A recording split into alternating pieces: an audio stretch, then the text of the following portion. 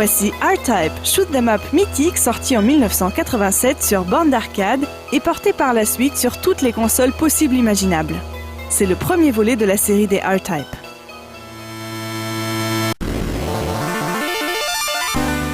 Comme dans presque tous les shoot 'em up, la musique joue un rôle assez secondaire dans R-Type.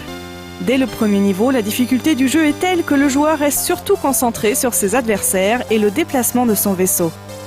De plus, les bruitages variés et nombreux masquent en grande partie la musique et la font ainsi définitivement passer au second plan.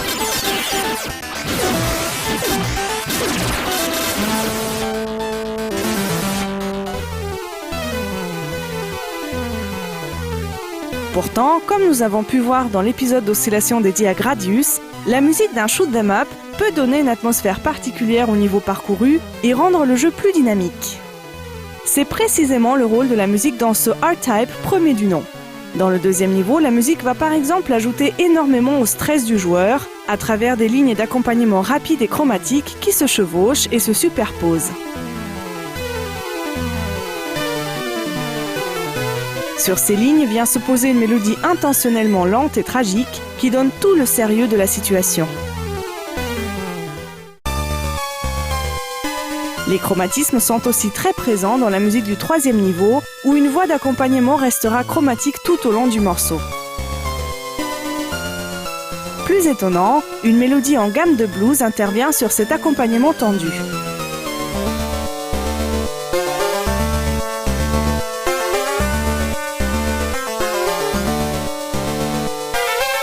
Une atmosphère beaucoup plus film de kung-fu chinois nous surprend dans le quatrième niveau du jeu.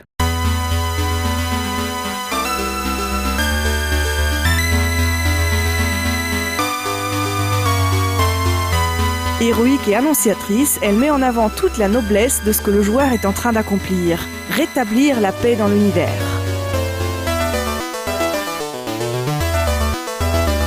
Mais tout le stress et l'agitation reviennent dans le cinquième niveau.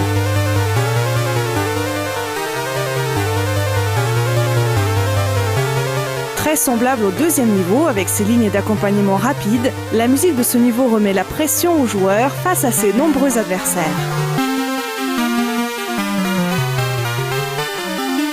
La musique de boss dans R-Type est un spécimen classique.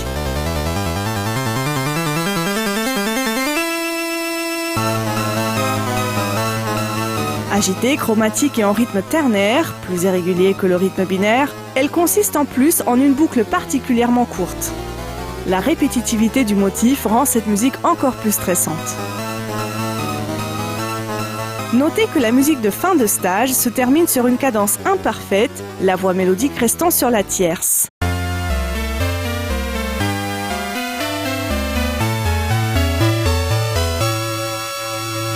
Ainsi, à aucun moment, un sentiment d'accomplissement ne peut s'installer et le joueur se prépare déjà à la suite du jeu.